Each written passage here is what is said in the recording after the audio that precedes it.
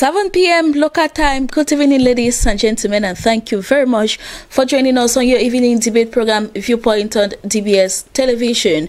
On Viewpoint, we talk issues concerning the economy, we talk politics, we talk on health, we talk on education, and a host of other topics plaguing our society. With us tonight, we are having Kema Bernard. He is an international consultant. Good evening to you, Kema, and thank you very much for honoring our invitation. Thank you, Vanessa. It's always my pleasure being with you. And we have Mange Venashus, your regular panel man, to discuss issues. Mange Venashus, good evening and welcome. Good evening, Vanessa, and good evening to our viewers. Let us take the first part of the show.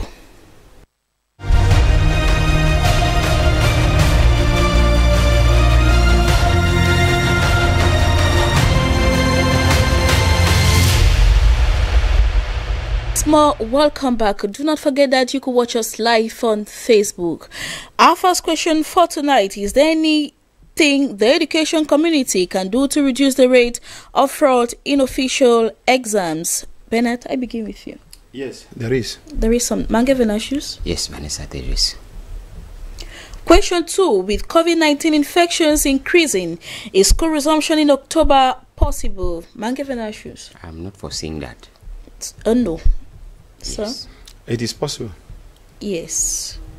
And our last question for tonight: is the suppression of the allowances of health personnel by the government justifiable? Bernard? I don't think so. No. Mange Venashus? No, Vanessa, it is not. It is not justifiable. Coming up next, let us take the debate.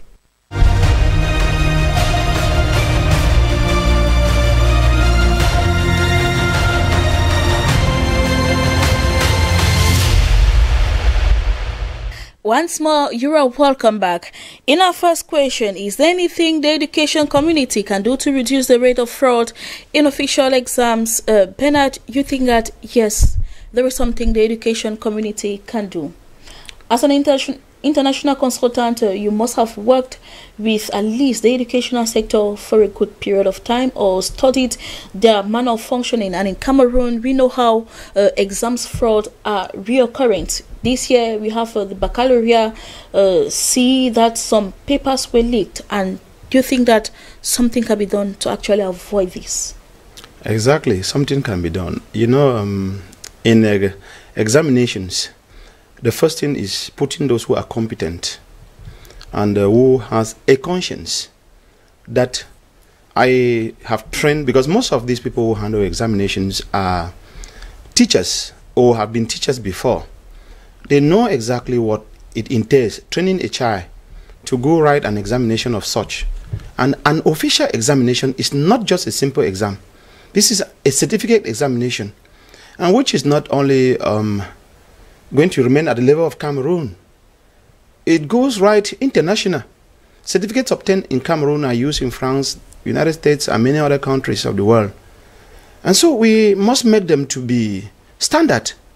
And for them to be standard, the children we train, because we evaluate them. And the first thing is, what can they be able to defend the certificates they have? So I think that the first thing is putting those who are competent, those who are in charge of these examinations, from the person who set the questions right up to the person who invigilate, should be conscious of the fact that if there is fraud in exams, how do I myself, as a teacher, as somebody who is evaluating, feel when I see children just copying? It makes the children do not learn. They know that at the end of the day, we go pick it and we shall go without any problem.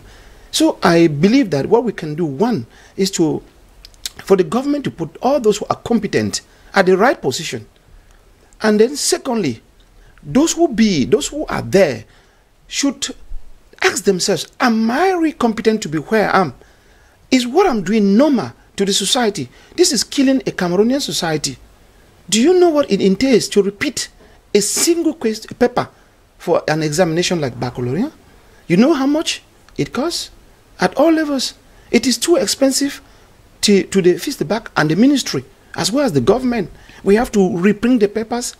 We have to go back to pay invigilators, pay transport to circulate the questions from one center to the other. This is too expensive. And this is just because maybe one or two or few individuals maybe want to satisfy their ego. So I think that what we should do is, first and foremost, if somebody is involved in examination fraud, that person should be punished severely, and then putting the right authority, the right persons at the right position, and then do what we call follow-up to make sure that things go in a normal way.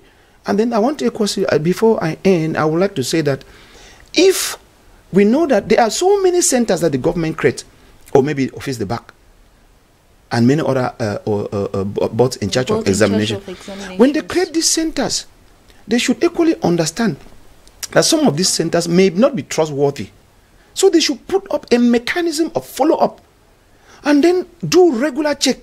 Because we should not only say they should, we should not only say there is no fraud, we should equally say where has the fraud been coming from.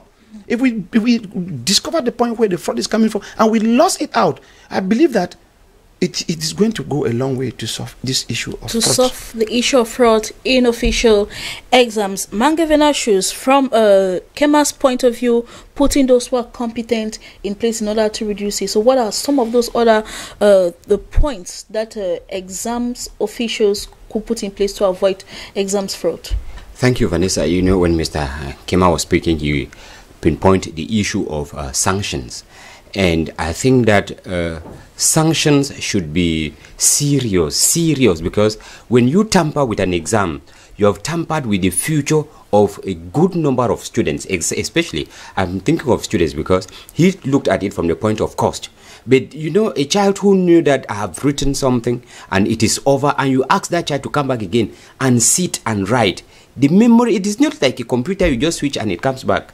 You know, he or she still needs to readjust the memory because she knew that it had gone. We know there are some students who would have benefited from that fraud as such, but then serious students who studied would instead see it as a punishment when they ask them to resit. So I think that when such a case happens, we should sanction them seriously.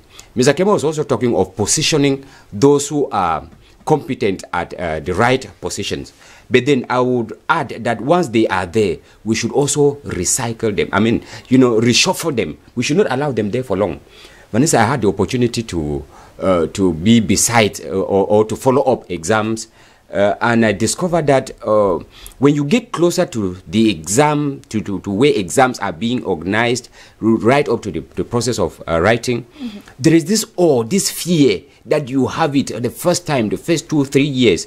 The fear is there. But as time goes on, if you are not careful, that fear starts dying down. And once that fear starts dying down, there are temptations that starts coming in. Whereas if you just handle exams 2-3 years, I know that it needs some technicality as well. Yes, but then the chain should not be continuous. It shouldn't be the same chain 2, 3, 4, 5 years. No, the chain should be interrupted so that once links are created and the chains are interrupted, the flow of fraud cannot go. So I think that we should also try to shuffle those who handle exams, even at the level of schools. You should not be. We've had cases of, for example, the GCE board of superintendents who are in the particular schools for 5 years. 5 years. 5 years is too much.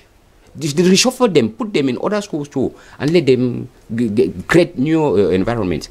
Then another issue was that I wanted to bring up was this issue of morale. We need to drum the issue of morality on the part of the students and on the part of those handling the exams. Vanessa, Cameroon is just one of those countries where when there is a concours, especially a government launched concours, they talk of a pass in examination excluding religious studies.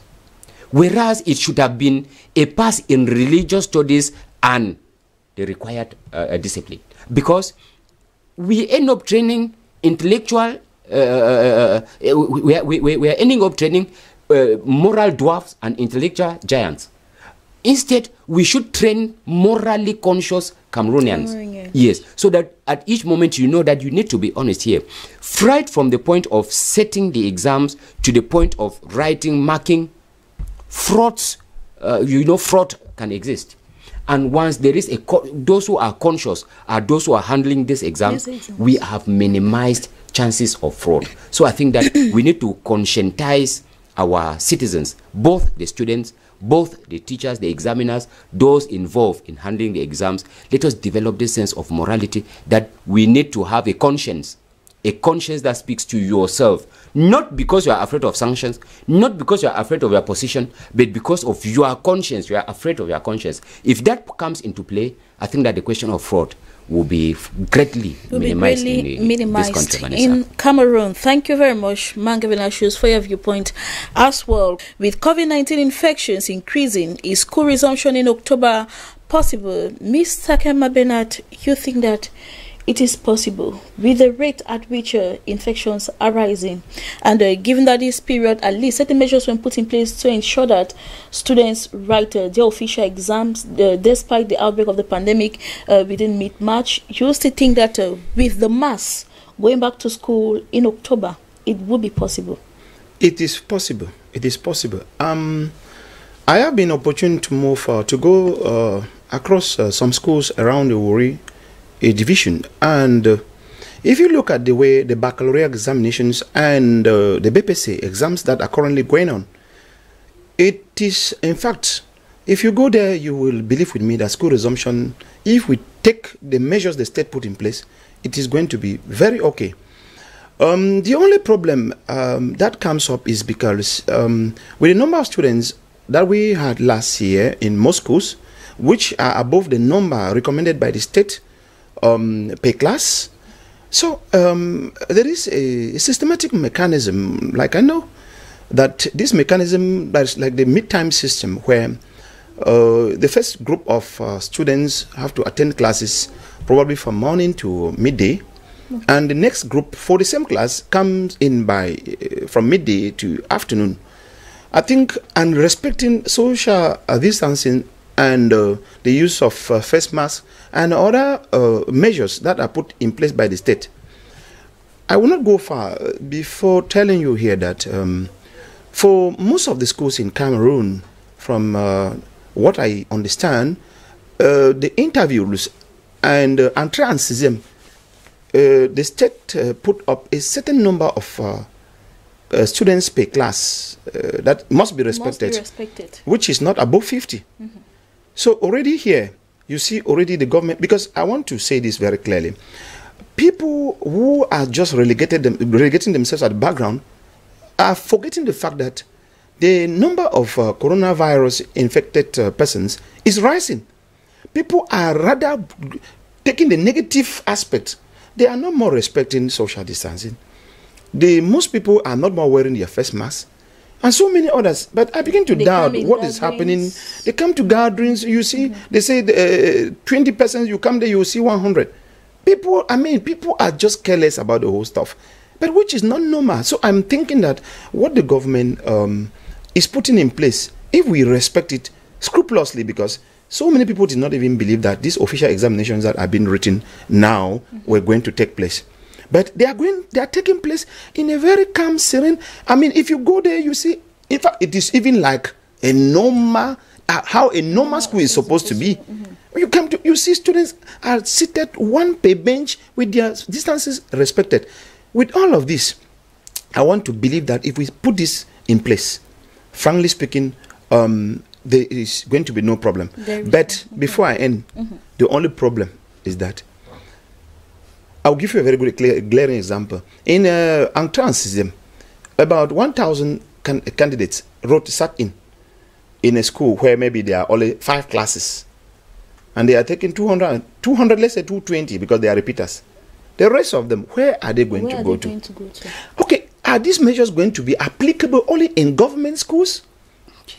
Will they be applicable in private schools? It is a question to answer. So therefore, much is still needed to be done. However, it is possible for school resumption to take place. Thank you. Much is still needed to be done, but however, a lot of things are supposed to be put in place for an effective school resumption. Mangavina Shoes, getting at the point of Bernard, do you still accept or stand to your point that no school resumption, full school resumption is not possible in October?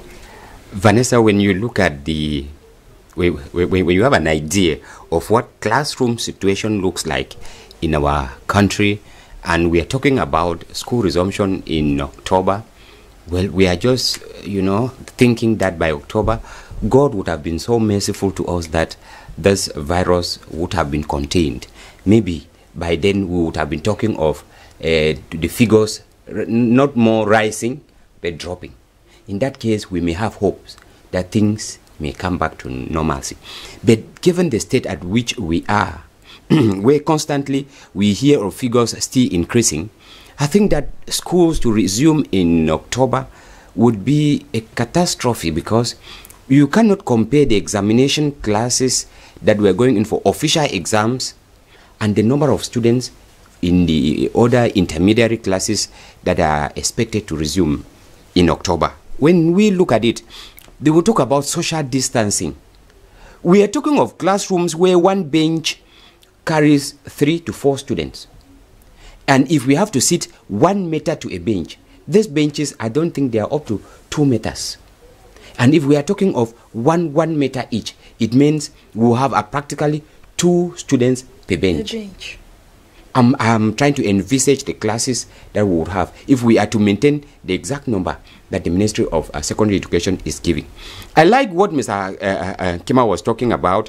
These figures are as if we have, as if the educational sector is only within the hands of the government.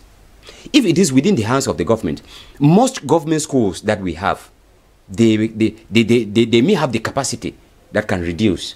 They may have the facility. They may have call it even the land. But when we talk of private schools, like he was saying, I tend to doubt, because the classes in private schools, their own case is even worse. When we talk of 1 meter distance and the class sizes, how many students are we going to have per bench? How many students are we going to have per class? Where are we going to even have? Don't you see a possibility, like he rightly said, a mechanism where if the first set of students will come from a 7 the two-shift system, the two-shift system of education, it is good. It is a possibility. But then another problem comes in from the staff strength. A teacher who was supposed to teach forms 1, 2, and 3. Today, he will have to teach those from 1, 2, and 3 2 times. Because he will teach them in the morning, and another set of form 1, 2, and 3 are coming in the afternoon, and he would be obliged to teach them. Vanessa, from a psychological point of view, simple thinking, when this system of education was abolished because of one handicap. The handicap was, you will not tell me a child who will get up in the morning, go to the market, sell or play football around in the quarter, and at 12 o'clock dresses up, rushes to class, sit down and concentrate. Pedagogues were not fooled to decide that the education begins in the morning. In the morning, the mind is still fresh. That is why when those who deal with education, they will tell you that there are some subjects you cannot put them in the afternoon, because the mind would not be able to captivate them. A teacher who puts his timetable and put mathematics in the afternoon, that teacher there is something abnormal. Mathematics, also subjects, we are not saying that some subjects are minor, but there are some subjects that are mind tasking, that you need a lot of concentration, like mathematics. You wouldn't need to sit down in the morning when the mind is still fresh and do some calculation. It is possible. But in the afternoon, your mind is already intoxicated. So I tend to get from one student, many of them will even forget. Because how many parents will be at home to remind them that at 12 o'clock you have to go to school? How many of us are in the morning to help them? Because in the morning we are going out with them. At 12 o'clock, before the child remembers to get up, prepare, and go back to school, how many will be in school on time? These are problems that we need to put them in place and then see that the two-shift system would have been possible. But there are some handicaps that will not handle it. I think that when I say this, it sounds so heavy, but then I say it. Human life is heavier than this. We could keep on postponing, seeing what is going to happen with this pandemic. In some societies, Vanessa, there are other countries are now thinking of going back to lockdown again. Possible lockdown again, because there are indications that we have not succeeded in handling this, in understanding this virus, in handling it. So there are possibilities of a resurgence of infection. So people are still thinking of relocking their societies. Whereas while people are thinking of relocking their societies, we are thinking of opening up schools. It is dangerous. So I would rather think that for time, we still have about 2 months ahead of us, while hoping that by that time, things would have been under control. By that time, God would have blessed us with a vaccine, and we are sure that we can handle the spread of the virus. We can go back to school. But then if not, like Mr. Kema was saying, you will see that the population strength cannot be possible if we are talking about this issue of social distancing. It cannot be possible if we are talking about the issue of hand sanitizer. It cannot be possible controlling them even when they are coming in the morning. I imagine a government school here, when we're talking of a government school with 10,000 students. Let me differ a little bit with you. You have your point counts, but then, you know, all we are doing now is what we call temporary measures to make sure that knowledge is not blocked. Knowledge keep on circulating. Do you know what the consequence of keeping those children in the house for 1 year? For 1 year. Do you know what it means? And you know what will happen? Okay, let's come back. I am privileged to have a lot of relationship with guys from the United States, Germany, and many other countries. I will give you an example of the United States of America. What they are going to do, especially in primary schools this time around, they are using the letter of your names. For instance, if your name is AB, or let me say A, B, A, B, A, B, C, A, D, to maybe a certain letter, it ends there. They say, okay, you can attend school from Monday and Tuesday. You attend classes. The letter that starts from maybe A, let's say AZ, they will come Wednesday and Friday. Good. Now, the problem is this. We are talking about, there is something, we should understand the difference between full school resumption and partial. Because we are struggling to say that, it's just like somebody is sick. We should not say that that person should get well before eating. In the meantime, we should be gradually feeding that person. Even if it is pap, let us begin to give that person some pap so that can maintain the system and make it function. While waiting that things will get better and you will move away gradually from pap and go to normal food. I think that is exactly what we are talking about here. The midterm system it was a problem, that's true. But you should remember, it is a temporary measure to make sure that our society is not.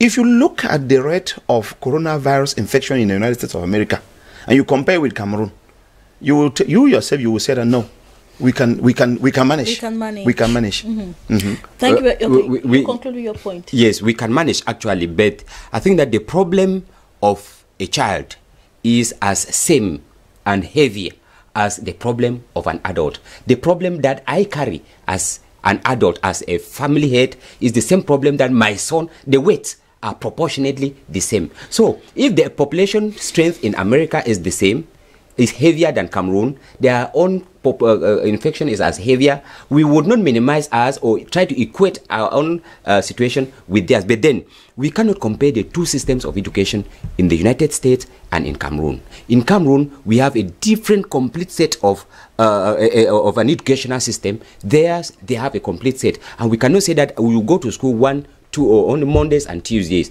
We would not be able to cope, because when you look at our own Mr. Vanessius, I'm not cutting you short. Please, I want us to understand this. Going to school means entering into a classroom and studying. If you are in space and you are in a classroom to study, good, it is going to school. No matter whether it is America, it is Britain, it is which country, Cameroon. Now, but we are saying that what is disturbing this effectiveness of classes, it is the problem of coronavirus. Coronavirus is not the problem of Cameroon. It is not the problem of America alone. But the difference is that the intensity of the matter in the United States is more than that of Cameroon. Okay. And if with that kind of situation they are struggling to go back to school, then we should encourage our own authorities to continue to put measures, and we are behind them and push them so that this resolution becomes a global issue and not neglected it onto specific individuals. That's my point. Thank you very much, gentlemen, for your viewpoint. Let us take our last question for tonight. Is the suppression of the allowances of health personnel by the government justifiable? Manga Venasius, you think it's not justifiable? given, looking at this period in time where these medics, doctors, nurses are at the forefront in the fight of fighting coronavirus, was it not more to give them incentives or motivate them with their allowances rather than cutting them off? That is just the point, Vanessa. You cannot be tasking somebody whose life is at risk. Among all the sectors of the society, the highly exposed sector is the health sector. When there is a lockdown, Vanessa, you and I would go back to our homes. But medical personnel, they are in the hospital expecting patients to come. Coronavirus patients, expecting to receive them. They are those who are directly exposed to this virus. At the time, other countries are increasing their salaries. At the time, other countries are giving in bonuses. Our own country, they are cutting their allowance. I think this is the wrong moment that this would have been done. When you read about these bonuses, they have been ongoing since 2002.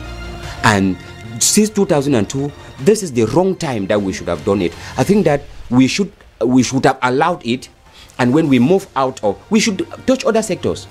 We would have touched other sectors, not only the health sector. We would have spared the health sector, actually. But touch which sector at this point in time where all the sectors are being affected by Vanessa, all pandemic? Sectors are not affected. Almost all of the sectors. They are not affected in the same proportion. What I mean here is, the affection here is, you cannot compare somebody who can decide to remain in his house because he is not going to, go to the market, and then somebody who is obliged to face somebody who is already dying.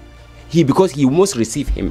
I can decide to say that unless I am sick, I will never see a coronavirus patient in my eyes. But you not tell a nurse, a doctor, because he has no option. She has no option.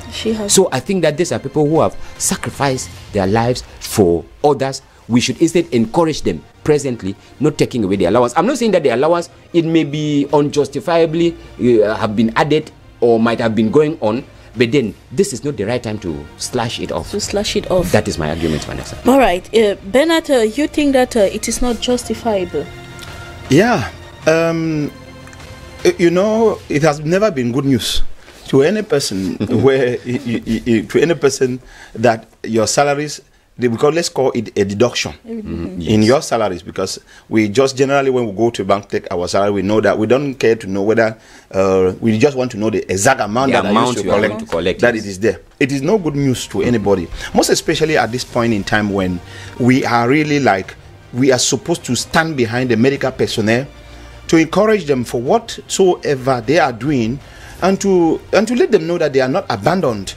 And the state, in normal terms, to me, if you ask my opinion, it was supposed to maybe create an additional allowance, most especially for specific purpose. For instance, in specific areas for those who are taken care of, because it is not obvious that in every hospital, corona patient come in. It is not every doctor that takes care of that kind of patient. But those who are really in this period of crisis, it's just like you take somebody and send on mission. And then that person is on mission. You don't give him allowance for that mission, and you are expecting good work from that person. So I really strongly say that if this is what is going on, then it is not a very good way to encourage our brothers and sisters, our devoted Cameroonians who have given their lives, because being actually now in the hospital, even on Popular Day, they are there. What kind of, no matter, even if you are rotten and you are still alive, they are there to stand for. They even care for us even more than our families. So we should stand behind them in one way or the other. And most especially, they should be sure that what they are earning at the end of the month should remain constant. And if possible, additional allowance could be given them to encourage them for the good work they are doing, so that we'll be able to together fight against this illness, and we shall go back to our normal societies in the normal way. All right. Thank you very much, Kema Bernard, for accepting our invitation, and to you, Mangevin Ashus, for coming. Ladies and gentlemen, thank you also for watching. Tomorrow we will be right back, same time. Do not forget that you could watch the rebroadcast on YouTube, DBS TV Official, and on Facebook, DBS TV Official. Bye-bye.